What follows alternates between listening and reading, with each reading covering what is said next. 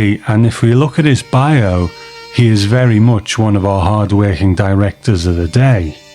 But we actually catch him quite early in his directing career here. He has 3 episodes of Dr. Kildare and 1 episode of a television show called Checkmate under his belt at this point. But he would go on to direct several well-known television shows like Star Trek, The Waltons, and many, many more. Now, one of the best resources to learn all about him is his own blog, which you can find at senensky.com. And he's been blogging about individual projects in his career for many years now, and I'm glad to say that it still seems to be being updated to this day. And in his entry on Printer's Devil, he says, "The first time I saw that opening was sometime in 1959, when I was still on staff at Playhouse 90. One of my colleagues invited me to a screening of a yet-to-be-aired CBS pilot. The film was Rod Serling's Where Is Everybody?, the beginning of this classic television series. I remember being blown away by the film. Little did I realize that 3 years later, I would receive a call from my agent telling me that Herbert Hirschman, the original producer of Dr. Kildare, who was now producing a group of 1-hour Twilight Zones, had put a hold on me to direct an episode of the series. A hold was a way of signifying interest without making a firm contractual commitment. I was excited by the prospect of doing the show, but a couple of days later, the agent called again and said that the hold had been withdrawn. The assignment would have been to direct a script by Rod Serling. As creator of the series and supplier of a prolific number of scripts, Rod had director approval of those scripts he wrote. I'm guessing it was because of my limited lack of film directing experience that he had withheld approving me.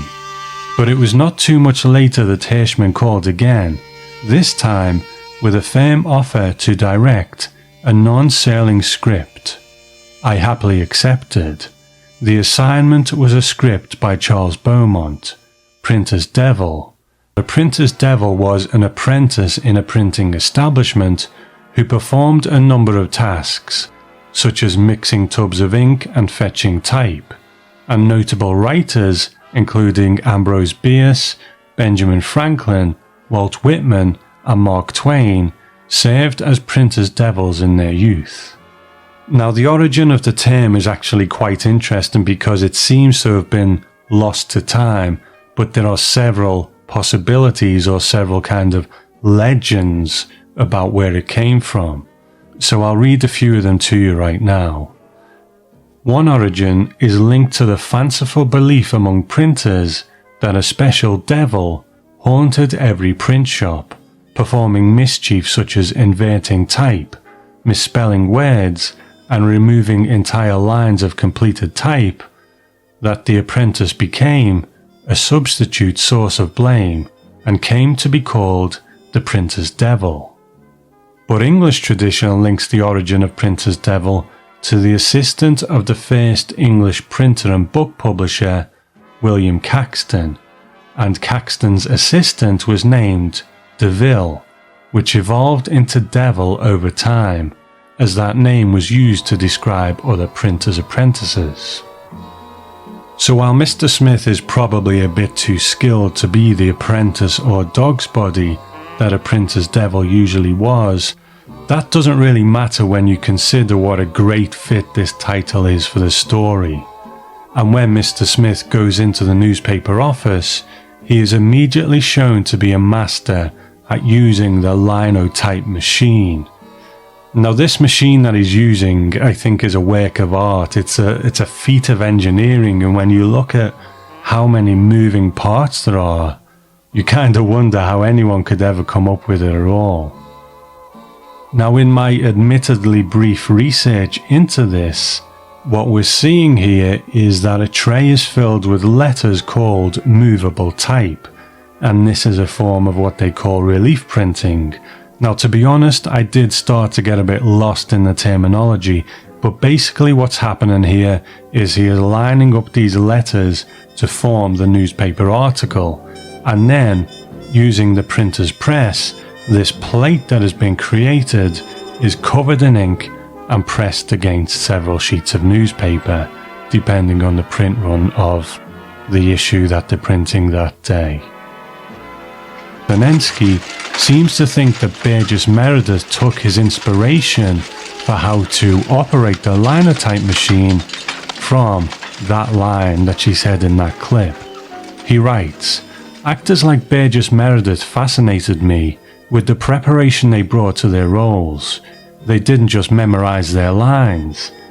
As Beulah Bondi once said to me, after the lines are learned, that's when the work begins." I'm sure Burgess took his cue for how to work at the linotype machine from one of Jackie's lines. If he doesn't play Chopin's Polonaise, I'm going to be disappointed. And I do like that about him, that when he sits down to the machine, it's as if he's playing a symphony rather than creating a newspaper. So while Mr. Smith creates his masterpiece, why don't we meet our leading lady? Jackie is played by Patricia Crowley, and she was born in 1933, so a good 16 years younger than her co-star, Robert Sterling. And she was born into a very working class family in Pennsylvania, but it was her sister, Anne Crowley, who was the first performer in the family. And when 10-year-old Patricia got a small walk-on part in a production of Chicago, that was enough to give her the performing bug as well. And it seems that when she started to work, whatever role she did, the next one wasn't far around the corner, and she worked steadily in television and movies throughout the 50s. Now, the 60s brought more television roles and even a starring role in her own television show called Please Don't Eat the Daisies, and she kept on working right up to 2012, even appearing in popular shows like Friends and Beverly Hills 90210. I think, like her co-star Robert Sterling, she does a good job here. She is a dependable actor, and her spiky demeanour around Burgess Meredith's Mr. Smith is one of the things I enjoy most about the episode. So I think she does just fine in this kind of long-suffering role. You get the impression that her and Douglas Winter are in a relationship, but one that seems to be in perpetual limbo, waiting for things to get better at the paper, waiting for circumstances to be just right, which they never seem to be. So will the thing that they are waiting for be the turnaround, that these scoops seem to be a little less out there than what was in the original story? Now, two things come to mind with me with The Devil You Say, and the first is that to me it seems like it has a kind of noirish tone, the way that it has a narration from the main character throughout, who seems to be in a state of constantly being annoyed. And some of the dialogue that he uses is also reminiscent of the kind of film noir tropes that we see, with the hard drinking and smoking private eyes, and the impossibly beautiful woman who seems to fall for them. And the second thing is that it doesn't seem to take itself too seriously. The mayor's wife in the story gives birth to a baby hippo, a ship appears in the street. It's all very tongue-in-cheek, and when we compare it to this episode, we see that the basics are the same: a struggling newspaper, the paper being more or less taken over by the devil, but it's the details that seem to be different. The backstory about the deal actually being with the main character's father is gone. The female lead role is pretty much completely different in every way, and the newspaper stories are more down to earth in the television version. There's no baby hippos here, and I can kind of see why. Now, Mark Zickery in the Twilight Zone Companion says that he feels that toning these things down just reduces it to a pretty humdrum deal with the devil's story. And I would disagree with that. I think they were fun in that original short story, but I can't really imagine the more outlandish things, like the baby hippo, really working on screen. But to play devil's advocate for a moment, I suppose in these modern times, where we are a bit more desensitized to things, a bank robbery or some of the other things that Mr. Smith reports on don't seem to be that exciting or unusual to us now. But I guess what we need to remember is this is supposed to be a pretty small town or small city newspaper, a place where not that much happens, and it is the difference between national news and local news. The thing that happens 500 miles away doesn't really affect you as much as that thing that happens on your doorstep. But speaking of on our doorstep, things begin to heat up when the building of another local paper, the Gazette, goes up in flames. And after the Danville Courier prints the story with supernatural speed, obviously suspicion falls on them who played them. Douglas Winter is played by Robert Sterling, and no, my spell checker hasn't misspelled Rod Serling. Our leading man's name is Robert Sterling, and he was born in 1917 with the name William Sterling Hart, so would have been in that mid-40s Twilight Zone leading man sweet spot at this point. He was the son of a Chicago Cubs baseball player, and there isn't a huge amount of information about him out there other than he worked as a clothing salesman, but then decided to try acting. And he had several uncredited roles in the 1930s and 1940s, but then began to get leading man parts. But then the Second World War broke out, and he served in the US Air Corps as a flight instructor. Now his career resumed when he left the Air Corps, but he made the transition from movies to television in the early 50s. And as the acting career slowed down in the 70s and 80s, he diversified into other things, like starting his own company, manufacturing golf clubs. And I think when we look at Robert Sterling's career as a whole, it kind of feeds into what we get from him here in this episode, and the way I kind of feel about him overall. Now, there are a few highlights for him in his career, but he never really had a massive breakout role from what I can see. Can he act? Sure, he does a fine job. Does he look good on screen? I guess so, absolutely. But is there really anything that differentiates him from other handsome, clean-cut types like your Gig Youngs? Not really. I mean, he is perfectly fine and enjoyable in the episode, but there's nothing that really makes him stand out for me, and maybe that's why he never really broke out. So this is a deal with the devil's story, but while the deal was kind of baked into the original short story, The Devil You Say, it hasn't really surfaced here yet, and when it does, it's in a scene in Douglas Winter's office. And our director writes about this scene in his blog. He says, "And Mr. Smith's nose for news delivered. As a reporter, he got scoop after scoop, and always a very short time after the occurrence. Outrageous stories, a building collapsing, drowning, murder, and finally the burning down of the Gazette, their newspaper competitor." At this point, Beaumont's script had a wonderfully written 6.5-minute scene between Doug and Mr. Smith. In anticipation of that scene, I had the set designer install window shades in Doug's office. I wanted to be able to shut out the large printing room to create a claustrophobic So in this scene, Mr. Smith kind of tricks Douglas into signing his soul away, but he also kind of doesn't. He just plays on the ludicrousness of the situation. So if you don't believe that you can sell your immortal soul, then what's the harm in signing something that says you're selling your immortal soul? So I do kind of like that. It makes it a bit more, dare I say, realistic, I suppose. Because if someone came to me and offered me a deal with the devil, I wouldn't believe them either.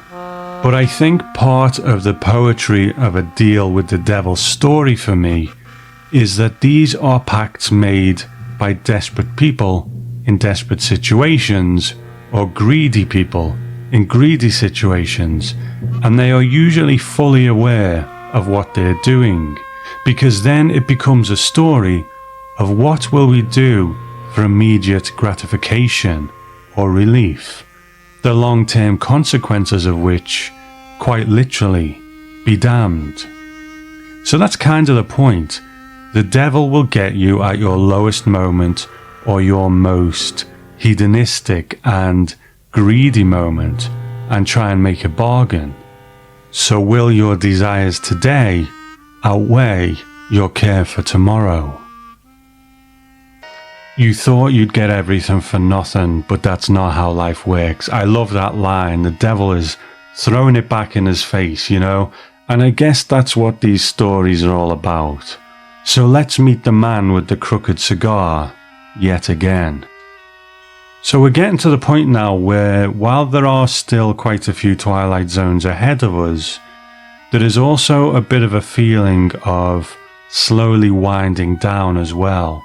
The changing of the guard in producers after Buck Houghton left, the likes of writers like George Clayton Johnson having penned their last episode, apart from a story credit that's still to come. And several of those regular directors are beginning to depart as well. But on the screen itself, tonight we say farewell to one of the show's most beloved stars, the great Burgess Meredith. And of this part in the Twilight Zone companion, he said, "The problem was to get him so that he was witty while still being menacing, and charming without losing his danger. I think it was a rich part. You know, you can't do anything if the possibilities are not there." And director Ralph Senensky says in the Twilight Zone companion, "I remember going to wardrobe the day that Burgess came in for wardrobe. And that was a revelation to watch this man, because he stood in front of the mirror and put on all the possibilities, and he just changed. He put on different items, and you could see that he was feeling whether that would work for him. I'm sure that most of the wardrobe in black and white didn't really register, but it was important to him because he drew from it, and it was just a part of his putting together the character." So if it weren't for a kind of timing issue, you could almost say that Burgess Meredith had an episode in every season so far. Time Enough at Last in Season 1, Mr. Dingle the Strong in Season 2, and The Obsolete Man, not quite, in Season 3, but at the end of Season 2, and I think it was actually meant to go in Season 3. And now here he is in Season 4, in scenery-chewing good form. And what a joy it is to see him playing something so different from the roles he's done before on the show. Now it's a shame he didn't come back for Season 5, but it wasn't the end of his Rod Serling connections. He's in an episode of Serling's Twilight Zone follow-up series, The Loner. He's in one of the more enjoyable Night Gallery stories, Little Black Bag, and another called Finnegan's Flight. And who better to take on narrating duties in Rod Serling's absence in Twilight Zone, the movie. And of course his career was filled with iconic roles after he left the Fifth Dimension, whether it was the Penguin in Batman, Rocky Balboa's coach Mickey in the Rocky films, or any number of other roles. He was always great to watch in whatever he did. So tonight we raise a glass to the great Burgess Meredith and say thank you for your contributions to the Twilight Zone. It's just one of the many reasons that you'll live forever. But according to Ralph Senensky, Burgess Meredith wasn't the only creepy little man on set. And he says in his blog, there was a little old man, a printer in Culver City, who had loaned us printing equipment. For that we allowed him to come visit the set and observe our filmmaking. Well, the day after we shot the sequence when Doug fired a pistol at Mr. Smith, when we went to view the rushes, who should appear peeking over Burgess' shoulder in his close-up, but this little old man, standing a distance behind him in a doorway. No one had seen him during the filming. I hadn't seen him. Obviously from where I was standing, he was blocked by Burgess' head. The camera operator hadn't seen him. We were still using a camera with a parallax viewer, so that the operator was not seeing the same picture that was being photographed. And obviously no one else on the set had noticed. It was eerie, almost ghost-like. Naturally, we refilmed Mr. Smith's close-up the next day. So in a rather tense ending segment, Mr. Smith is driving Janet to certain doom, but Douglas saves the day by writing him out of their lives using the devil's own printing machine. It's interesting to watch this episode in today's climate and wonder whether our relationship with the press has always been the way it is now. Fiction has given us many images of hard-working newspaper reporters who uncover corruption and investigate scandals for the right reasons. They're often portrayed as these beacons of truth, investigators without a badge. The desire to get a story goes hand in hand with the desire to expose the corrupt and have them brought to justice. In comics we have the likes of Clark Kent and Lois Lane from Superman, or Ben Urich from Daredevil, and I think there are probably several real-world instances of good reporters like this over the years.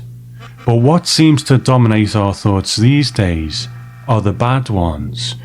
In this age when reporters are supposed to root out corruption, often they become corrupt themselves.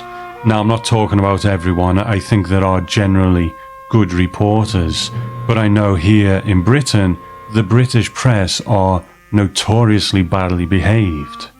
Ever since I was a kid, it was one of those things that we all knew. Newspapers print lies, exaggerations, and manipulations of the truth. But it was just one of those things that, along with lying politicians, had been around so long that there was a kind of acceptance of it. And newspaper reporters' behaviour towards people and the level of intrusion into people's lives is also well documented. Perhaps one of the moments where they really couldn't get any lower was when members of the British press hacked the phone messages of a missing schoolgirl.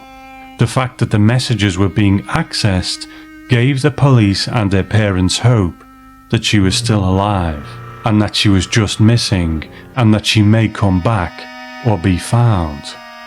But the sad truth was, she had been murdered, and that hope that her parents had was false hope, created by the disgusting behaviour of the British press. So when you hold something so unforgivably evil like that side to side with printer's devil, it doesn't seem really that much of a stretch to imagine that, given this power, there would be plenty of journalists who would be happy to take it. So again, I have to ask, was this always the case, that there was this tug of war between the truth and getting a story at any cost, even if you had to make it up? And if this has always been the case, then putting the devil in a newspaper office seems to be a pretty good way of exploring that. And if it wasn't the case, then Beaumont was certainly ahead of his time on this one. But I suppose in a purer sense, at its core, Printer's Devil joins the ranks of many other deal with the devil stories. And those stories are ones that I always enjoy, and this one is no exception.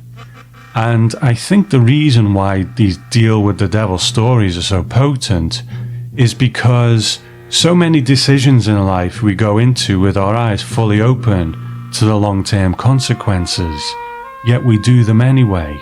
We know that smoking tobacco will have long-term negative effects, but man, isn't that cigarette after a nice meal just so satisfying? And we know that blowing our paycheck on a big night out at the start of the month will leave us short at the end, but that's weeks away. and everyone's going to be out tonight. I'll worry about that later. Everything is a decision. Everything has some kind of payoff. Some good, others not so much. But we often live for the moment, and sometimes that's no bad thing.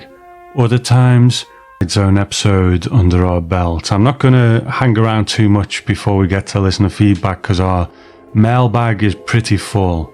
But what I will say is welcome to the After Hours Club for the following people. Chad Koslowski, welcome to the board of directors. You are very welcome. Also, Marty Aspira signed up to the board of directors too. Thank you, Marty. I appreciate it. Bobby Gebhard, thank you so much as well, Bobby. I really appreciate you coming on board.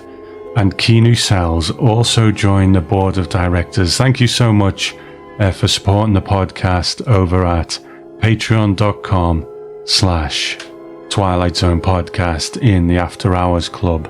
And this month in the After Hours Club, there are podcasts on vintage sailing, an episode of Suspense that he did, some more 80s Twilight Zone, and a brand new commentary for I Shot an Arrow into the Air that I recorded earlier this month. Okay, so I'm going to go over to listener feedback, but occasionally someone will email me a question or something that I think I need to respond to because I get asked it so much. So maybe if I answer it here on the show, then it's something that will benefit other people. And this one is from Joe in Cincinnati, and he said some very kind words about the show. So thank you, Joe. But he said, I listened to a few Twilight Zone podcasts, and it would be nice if you all got together and recorded some kind of show. Do you think that would ever happen? Well, thank you, Joe. Thank you for your email, and I appreciate that. I have done some sort of collaborations in the past. I went on, submitted for your approval with Brandon, and that was a good time. When I did the Planet of the Apes thing on this show, it became a bit of an unofficial podcaster's guest spot, and to be honest, it was never meant to be that. I just was asking people that I knew to help out, and one of them was Craig Beam, and one of them was Fred from the Twilight Pwn, two good guys. I suppose if I'd have thought on, I should have added more people, but it was all a bit of a rush putting that together. I mean, I'm open to it.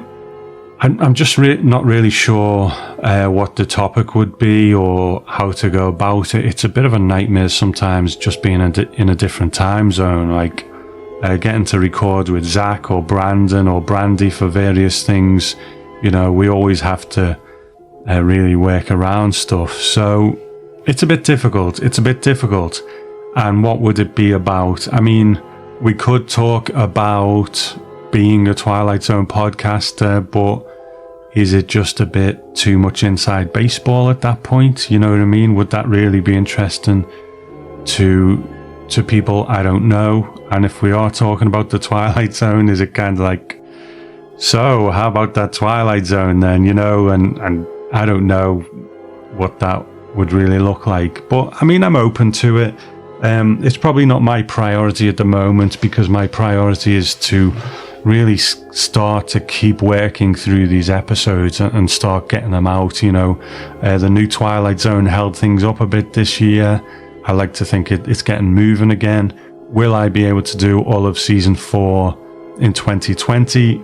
It's possible, but it's going to be a close one. So if there was an idea for something, I would certainly consider it, because it would be kind of fun. But I think the problem is also, like, who gets left out? There are so many of them now, and I don't know all the people involved. I know, like, my closest friends who are doing them, and even them, we don't talk often that much. It's like the occasional email here and there. I think we just get on with what we're doing. I don't know. I'll think about it. Okay, so I'm going to go over to some listener feedback now. The mailbag is pretty full, and we're going to start out with Harold No Trailers Clark, who is also our resident stats man. Now, he's going to start out with some thoughts on Printer's Devil, but if you wait till the end of the feedback, there is another piece for him where he collates all the stats for season 2 of the new Twilight Zone, so you can see, what the most popular episodes were, etc., etc. Okay, so that is enough from me. Let's go over to some friends of the show.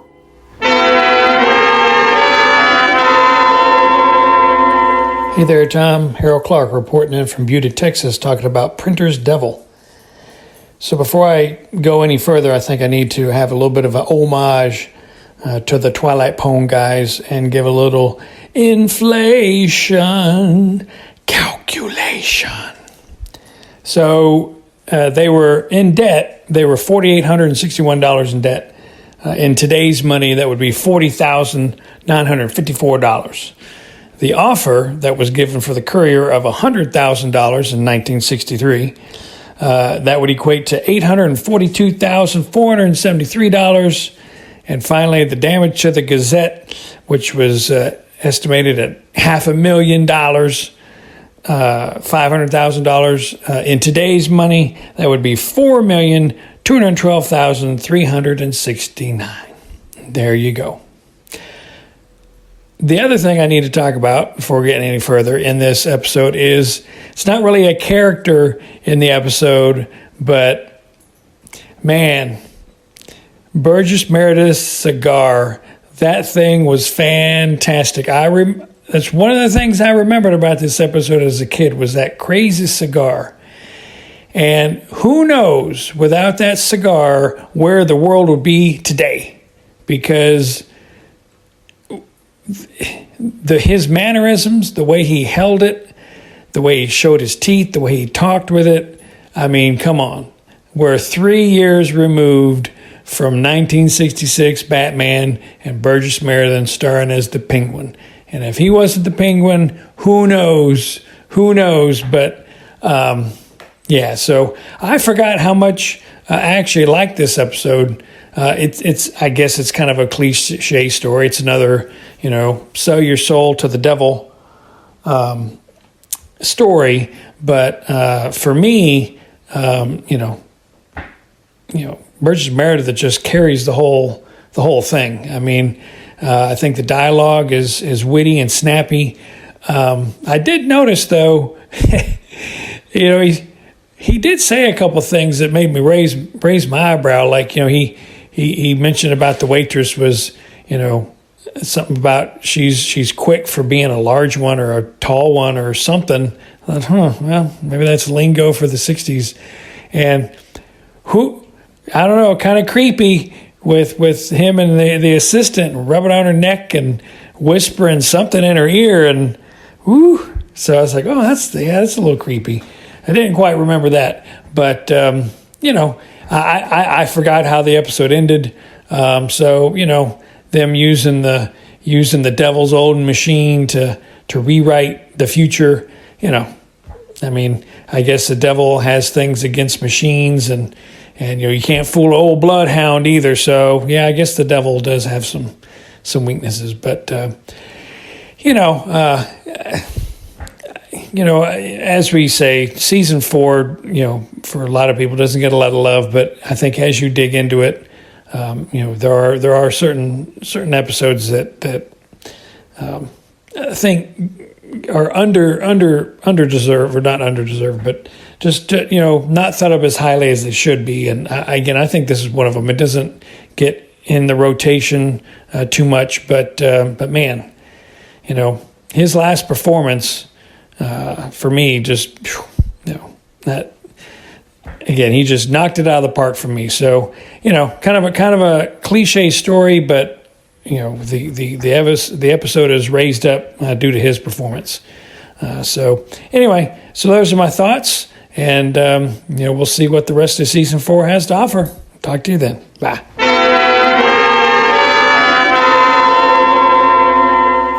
Hey, Tom, this is Jeff from the U.S. again. This is my second time posting, and I thought I would message you about the 4th season, since that's what you're working on right now. I was going to wait till the end of the season, but I couldn't make this comment, which is I envy you for the fact that you haven't seen these episodes before, because they'll be brand new to you. And I remember the first time I saw New Zone and explored the whole show in general.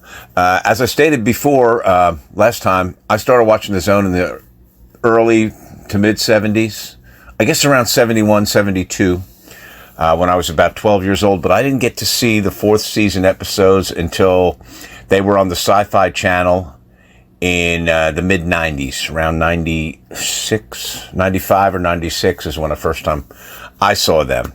So it was incredible. It was brand new Twilight Zone to me, and they're brand new to you. And you got some good episodes coming up that you're going to really enjoy.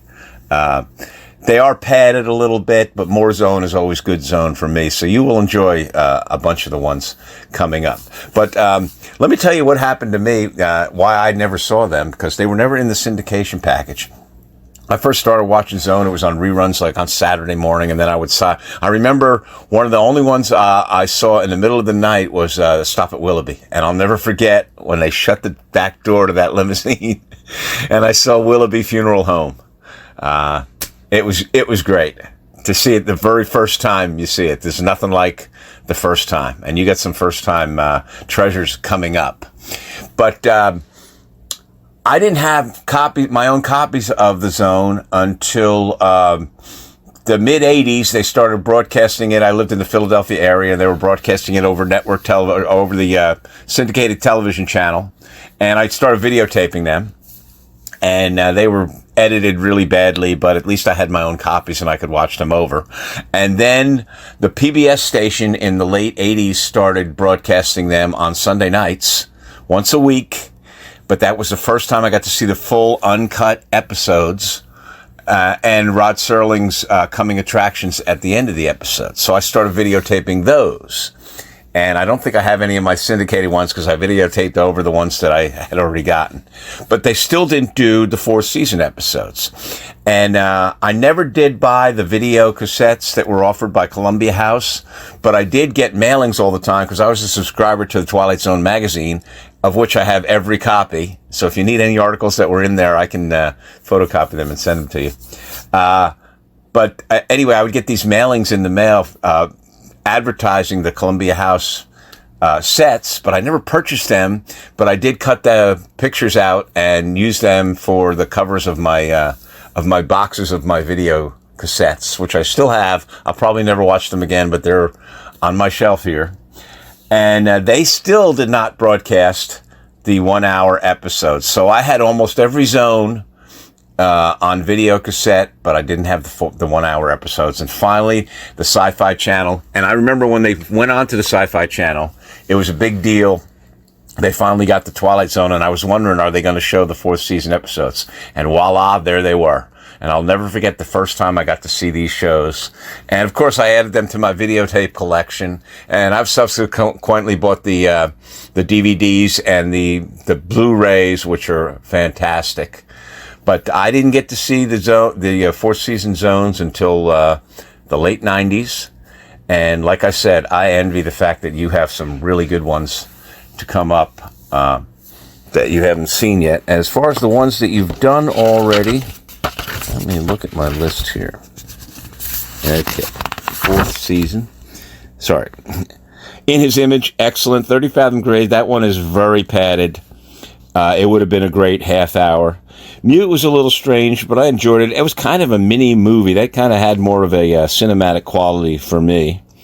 Jess Bell, I enjoyed very much. I love all of the southern stuff there. I live here in Tennessee. Death Ship, excellent. Anything with Jack Klugman is excellent. And Valley of the Shadow, I remember the first time I saw that was when I first moved to Tennessee. I was staying in a motel, and they had the Sci-Fi Channel. So I got to see Valley of the Shadow for the first time there. And then He's Alive in Miniature. I haven't heard your take on these yet. I'm still at the very beginning. I think I've only heard In His Image on yours. But I just thought I'd send you this message and let you know that you got something really good to look forward to. And I will probably send a message at the end of the season, the wrap up to the season, to give you my opinion on the rest of the episodes. You're doing a great job, Tom. I'm really enjoying the broadcast. You have a wonderful day. Take care of yourself, man. Bye-bye.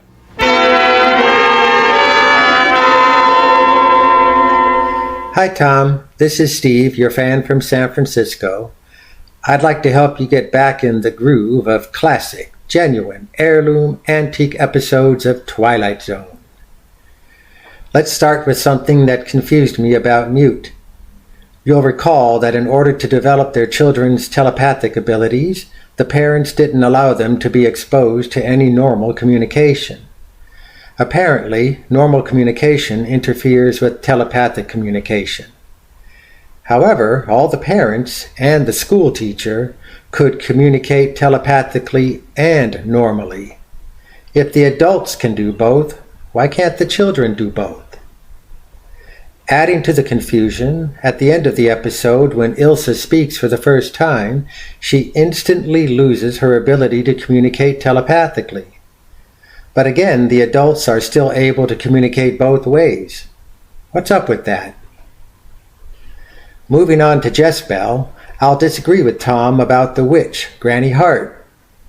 On the question of evil, Tom is willing to give the witch the benefit of the doubt. But unlike Tom, I'm not so smitten with Jeanette Nolan's charms that I can't recognize unmitigated evil. I wonder if Tom would be so generous if the witch had scraggly hair, missing teeth, a wart on her chin, and the voice of a frog. In my book, anyone who takes souls from people is evil. On the other hand, I'm glad that Tom gave Jezebel the benefit of the doubt. Some might say that Jezebel is evil for enslaving Billy Ben, but I agree that it was nothing more than a tragic mistake. I'd like to think that even if Jezebel hadn't been cursed, she would have regretted her decision. Unlike the witch, Jezebel isn't evil.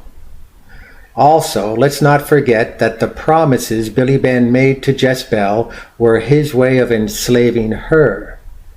In a way, Billy Ben's enslavement of Jezebel was worse, because he did it merely to use her for sex, while Jezebel did it for love. And finally, regarding miniature, tough guy actor Robert Duvall is out of character as the meek, socially awkward Charlie Parks, who falls in love with a doll. This is a big standout episode for me because when I first saw it as a child in 1963, I felt absolutely enthralled by the piano song that the doll plays, which happens to be Mozart's Piano Sonata in A major. I fell in love with classical piano music from that moment on. And to top that, I developed my first fantasy of what kind of woman I would marry someday. A woman who played classical piano. The story doesn't make it clear why Charlie falls in love with her, but for me it was the music. One of the complaints about the hour-long episodes in Season 4 is that they are padded. Miniature is padded with repeated scenes of the doll playing the piano. But in this case, of course, it didn't bother me at all. As a final point, I'll offer a piece of trivia. Mozart's Piano Sonata was written for piano, but in this episode, the doll plays it on a harpsichord. It's even more beautiful on piano. Thanks, Tom, and keep up the good work.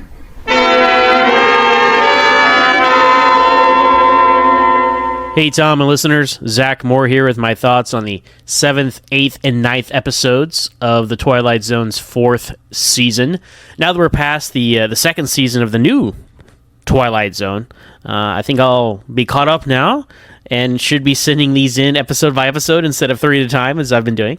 But yeah, starting with Jezebel, this is an episode that I'd never seen. And seeing Anne Francis again was unexpected. I knew her from the After Hours, obviously, but didn't know she was in more than one Twilight Zone episode because she's unrecognizable here. Her hair is dark and long and just a very different look for her in this episode. Plus, the time period is in that they even talk about it. It's the what the time period is, and Rod Serling's intro, which is different than most of his intros because he comes off more like the Rod Serling you see at the end of the episode, doing the commercial, like the real world Twilight Zone, as opposed to the emissary from the Twilight Zone Rod Serling character that you talk about, Tom.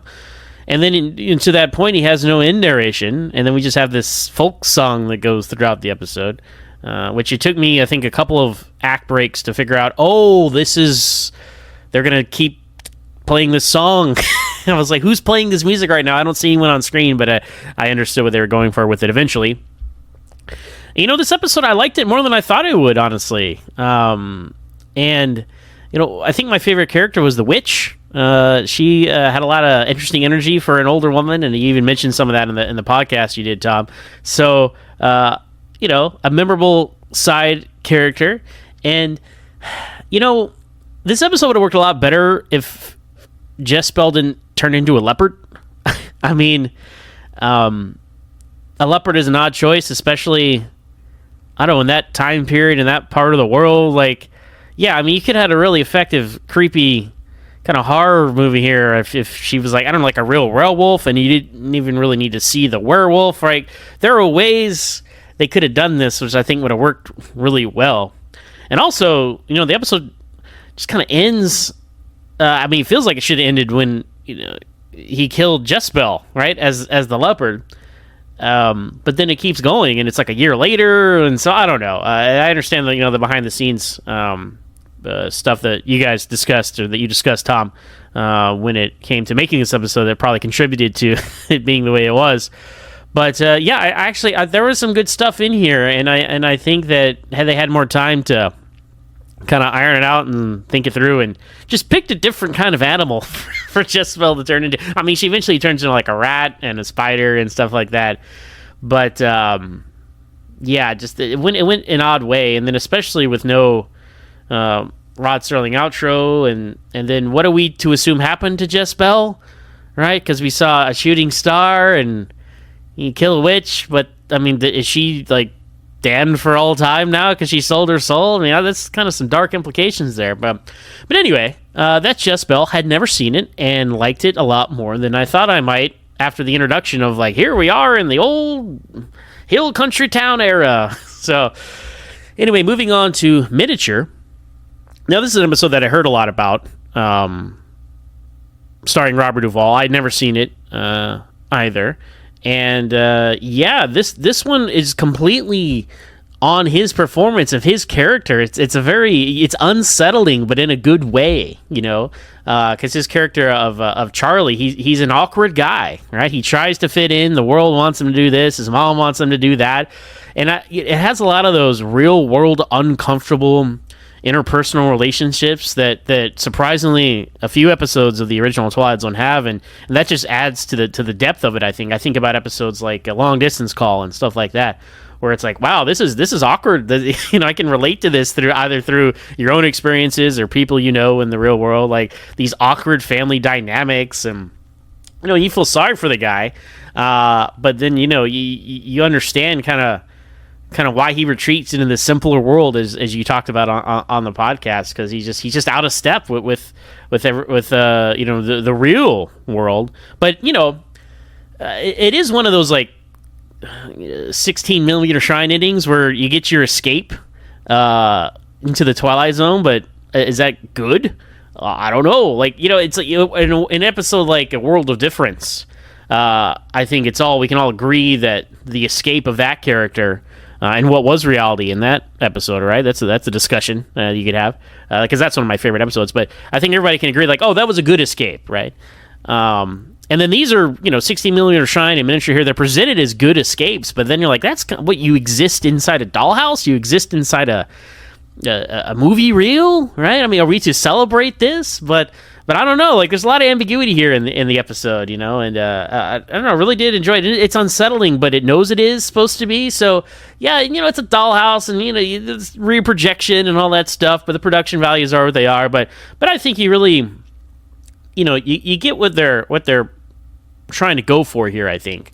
And Robert Duvall does a great job. Of course, one of those, he's probably in the top tier of before they were famous people you see on the Twilight Zone. But yeah, so I had never seen that one and really did enjoy that one as well. Actually, probably one of my favorites of season 4 so far. And then moving on to Printer's Devil. Now, this is one I had seen. Burgess Meredith being a star, maybe that's why they put it in a lot of the Sci-Fi Channel marathons back in the day. That's where my Twilight Zone fandom was forged watching those Twilight Zone marathons on the Sci-Fi Channel here in America. And, every now and then they throw in a 4th season episode, and this is one of those ones, probably because it's the most, most famous because it has Burgess Meredith. And I really liked how you read those, the story, and then had the radio play, Tom, of the earlier versions of this, or things that this had been based off of, this story. And I gotta say, this is one I remembered fondly, but actually liked a lot less when I finally saw it. Maybe because, I just heard your reading of the original story. I'm like, man, that sounds like a better story. Because this one, Burgess Meredith is great, as always. And actually, I liked the characters. Again, awkward real world dynamics, like there's the newspaper editor, he has a girlfriend but she's not his wife, and she kind of has a problem with that, and it's a dynamic there. And but I like the characters, I like the drama they're in, oh god, we got to close the paper, you feel bad for this guy. He has his It's a Wonderful Life moment, right? But it's instead of an angel showing up, it's the devil, so it's a dark twist on that, where he's about to jump off a bridge and commit suicide. But I don't know, the story just didn't really... the story was lacking, I think. I liked the characters, I liked the situations. I think they could have done a lot more with it, and maybe taken more inspiration from the short story it was based off. Because the climax is kind of unintentionally comical, where it's like, oh, is he going to finish printing this out before they get in a car accident? And I don't know. So yeah, to me, this was one of those ones which I did remember and remembered enjoying to a certain extent, but watching it back, I just kind of fell a little flat. So I'm recording this before hearing your podcast, so I'm looking forward to hear your thoughts on the episode itself. But it's better than Mr. Dingle the Strong. So it's not the least of the Burgess Meredith episodes, but it's definitely in the bottom half of those 4. So yeah, there you go. Those are my thoughts on these 3 episodes. Keep up the great work. Looking forward to getting back to season 4 proper here. And if all goes according to plan, I'll be sending these feedbacks in episode by episode now, and not waiting for 3 at a time. Hey there, Tom, and friends of the show. Harold Clark reporting in from Butte, Texas, talking about 2020 Twilight Zone ratings and rankings. So again, I want to thank everybody who spent the time to put some thought into this and give their scores. We actually had 24 different people give their ratings throughout the weeks, and 11 of those people gave ratings for every single episode. So that's a good data sample we got there. And as far as rankings go, that we collected at the end of all the episodes, 11 people gave their full rankings. So again, we got a lot of good stuff, good numbers to go off of. So ratings, when you're rating something, from 10 to 1, you're looking for that perfect 10 episode. I realize that ratings are actually good during the season.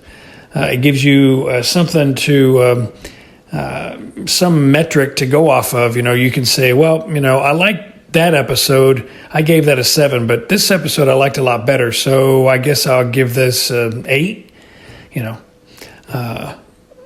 I'm glad that nobody went into decimal points. Thank you. I give this an 8.1256. Don't do that next season.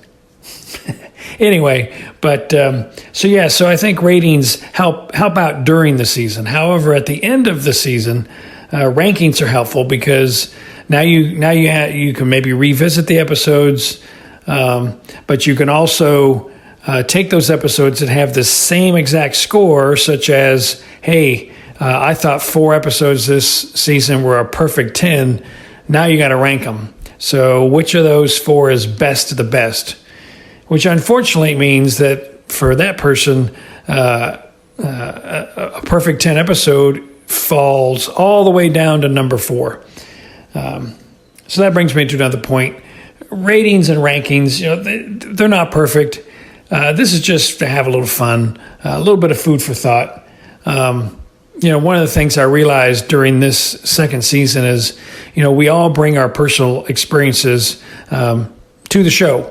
And different episodes affect different people differently. For some people, they've been exposed to, this toxic world of social media and just burned out on that, So when you get some episodes that maybe, prick your ears on that and go, oh, I can see the parallels here, they have a much stronger reaction to that, for better or for worse.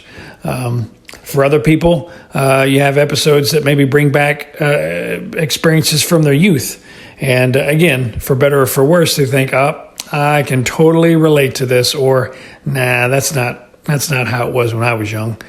So again, they that may affect their scores, up or down. But at the end, it's all good. Again, just something to keep us off the streets and out of trouble as we deal with this 2020 year that's been very unusual.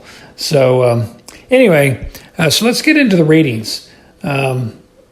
So I want to actually talk a little bit about some of the most divisive episodes, meaning the scores were the widest apart, and then a couple episodes that we at least all agreed upon that wherever it fit in the ranking, generally speaking, we all kind of agreed that was about the score that it should get. So among the scores for the 24 people for the ratings, the most divisive episode was, maybe a surprise or not, You Might Also Like. The reason why it's the most divisive is again, we're looking for perfect 10 scores here, but 2 people gave it a 1, 2 people gave it a 2. However, it did get 1 10 score, it got 1 9 score, and it got 3 8s. So again, a wide range of opinion there. Another one that was, again, a wide range of opinion was 8. It also had 2 number 1 scores, 2 number 2 scores, 2 number 3 scores, but also had 1 perfect 10, had 2 7s, and 2 6s. So again, a wide spread. For some people, they loved it, and others are like, nope, not for me. The episode that we actually agreed on the most, meaning the scores were the closest together, was actually the Who of You. For that, there was actually 2 perfect 10s, 4 9s, 8 8s, 1 7, and 1 5. So not a very big spread, and you can probably kind of guess roughly what you think the average rating of that episode would be. But spoilers, we'll get to that soon. So 2 other episodes that were pretty close in scores, we thought, yep, this is where they belong, was A Small Town and Downtime. And the rest of the episodes, are, they're somewhere there in the middle. I mean, you might have an oddball score here and there, but for those first 3, A Small Town, The Who of You, and Downtime, we agreed, yep, those are the great scores. But a little bit of fussing and fighting over You Might Also Like an 8. So let's get into the ratings. So coming in at number 10 with an average rating of 4.5, 10 being best. So with an average rating of 4.5 is 8. Coming in at number 9 is Ovation with 4.82. And coming in at number 8 is You Might Also Like with a smack dab in the middle rating of 5. And then we get a big jump in the ratings, almost 2 points. Coming in at number 7 is A Human Face with an average rating of 6.86. Next up, a very small jump, is Meet in the Middle with an average rating of 7. And then, strangely enough, episodes number 4 and number 5 tied with the exact same score, which is really strange because in 2019, numbers 4 and number 5 for that year also had the exact same rating score. Kind of spooky. Cue the Twilight Zone music. Anyway, but jumping from Meet in the Middle to then the number 5 episode is another big jump. Actually, just over a point. Meet in the Middle had an average rating of 7, whereas the number 5 episode, number 5 and number 4, both had a rating of 8.06. What these ratings show is it's a tale of 2 halves. The top 5 episodes are only separated by about 3/4 of a point. So according to those 24 people, these five did indeed kind of separate themselves out. Meat in the middle and a human face, I guess you can consider are kind of in the middle. Well, but you might also like Ovation and 8, certainly in a lower tier. But in this upper tier, coming in at number 5 is Among the Untrodden. And it actually tied with Downtime. They had the exact same rating, but I did put Downtime at 4 because there was a closer agreement on the scores. So that's why I bumped that up to number 4. And then a very small little jump into number 3 with The Who of You, with an average rating of 8.25. And then another little small jump to number 2, which is A Small Town, which means the number 1 ranked ratings episode was Try with an average rating of 8.92. Pretty high there. So, and the reason for that is Try had 8 perfect 10 scores, 1 9, 1 7, and 2 6s. And full disclosure, I was one of those 6s, but it was that's better than average for me. But still, it got up to number 1. So congratulations to Try. So let me talk a little bit about the rankings, because there was a couple of interesting things that came up, at least with the 11 people that again gave the rankings. So we don't have all 24 people. It was either an all or nothing with the rankings. Last year we had some people that just said this was my favorite episode or this was the worst. But with the rankings, we have 11 people, and they all gave their exact same score, or the scores for all 10 episodes. So let me again talk about actually according to the rankings, what the most divisive episode was. It was actually Meat in the Middle, and the reason for that is it actually had 2 number 1 scores. Now again, with rankings, you're looking for the number 1 position, 10 being the worst. But Meat in the Middle had 2 number 1s, a number 2. However, it also had 1 number 8 and 2 people ranked it at the bottom at number 10. And then actually, surprisingly, another divisive episode was Among the Untrodden. It actually had 4 number 2 rankings, but it also had 1 number 9 ranking, 1 number 8 ranking, and 2 number 7s. So again, real wide range there. As far as an episode that we all agreed on, yep, this is where it should rank roughly, was Ovation. And interestingly enough, Ovation didn't have, there was no ranking higher than number 6. It had 3 number 7 rankings and also had 3 number 9s among the rest of the scores. So that tells you that we generally agreed that Ovation was in the lower half of the season. However, another episode that we agreed on was Downtime. It actually had no ranking lower than 6. It had 2 number 5s and had 4 number 4s, again, among the rest of its scores. So again, we generally agreed, yep, you know what, Downtime belongs in the upper half. So let's get into the rankings and see how these episodes played out.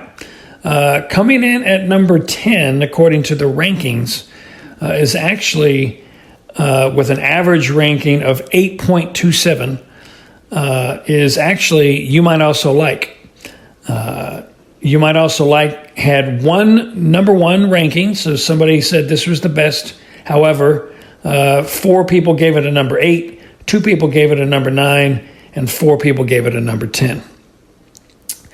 Coming in at number 9 is 8 at a ranking of 8.18. Coming in at number 8 with a ranking of 8.00 is Ovation. And then like before, there's a huge jump up into number 7, which is A Human Face which is an average ranking of 6.27. And then actually a big jump of over a point to Meet in the Middle. Now with the ratings, Human Face and Meet in the Middle were in the same order, but in the ratings they were much closer together. For whatever particular reason, again, the people who gave their rankings, there's a much bigger gap between A Human Face and Meet in the Middle. Coming in at number 5 is Among the Untrodden with an average ranking of 4.73. And then number 4 is Downtime at 4.36 ranking. Interestingly enough, coming in at number 3 is The Who of You. But interestingly, The Who of You, nobody ranked it number 1. However, it did have 1 number 2, and it also had 4 number 3s. So among, again, the other scores, had some 4s and 5s, and I think there was an 8 or something in there. But even with no number 1 ranking, the rest of the scores was enough to bring it up to an average ranking of 4.27. And then there's, again, a bigger jump to A Small Town, which is number 2, than in the ratings. In the ratings, the difference between The Who of You and A Small Town was only 0.39. But according to the rankings, A Small Town actually jumped up over a point from The Who of You. The Who of You was a 4.27, and A Small Town has an average ranking of 3.18. So according to, again, the 11 people that ranked it, it seems like these top 2, of course, Try being number 1, kind of separated themselves. Try had an average ranking of 2.82. A Small Town, by the way, it had 4 number 1s, 4 number 3s, 1 number 4, 1 number 6, and 1 number 7. Try to get its average rating of 2.82, it had 4 number 1s, 4 number 2s, 1 number 7, and 1 number 8.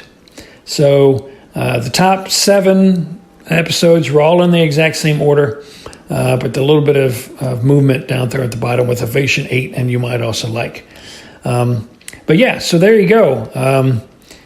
So last thing I want to do is actually compare rank these scores, the rating scores for all 20 episodes to include the 2019 episodes. In 2019, we had 7 people give their full rankings for all 10 episodes. So that gives us a good data sample to get from. So coming in at number 20 with an average ranking of 8.38 is The Wonderkin.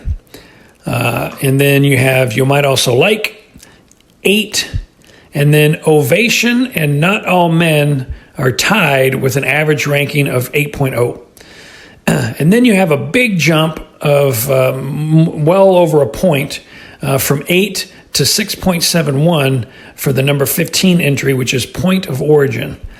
Then you have A Human Face, The Comedian at 6.0, A Traveler, and Meet in the Middle, which is at an average ranking of 5.09. And then coming in the top 10 is Among the Untrodden. And then coming in at number 9 and number 8 were the 2 episodes that tied. Blurry Man at number 9 at 4.44 and Nightmare at 30,000 Feet at 4.44. But there was more general agreement about Nightmare at 30,000 Feet, so that's why it got the rub of going in higher. And then a small jump up to number 7 with Downtime, and then The Who of You.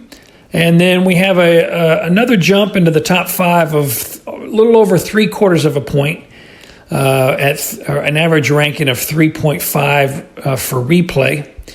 Then you have A Small Town, Try again at 2.82. And then at number 2 is 6 Degrees of Freedom at 2.75. And number 1 was The Blue Scorpion with an average ranking of 2.57. So there you go. So again, I want to thank everybody for putting in their scores. Again, I hope that we can all gather together and get this going again next year for season 3. So until then, I will talk at you later. Okay, bye. Rod Serling, creator of The Twilight Zone, will tell you about next week's story after this message. If you want to get your thoughts onto the show, then email a clip to Tom at thetwilightzonepodcast.com. About 5 minutes or less should do it. If you want to talk about any of the episodes we've talked about in season 4 so far, or the next episode that we're going to be covering too. So, to hear what that is, let's go over to Rod Serling. And now,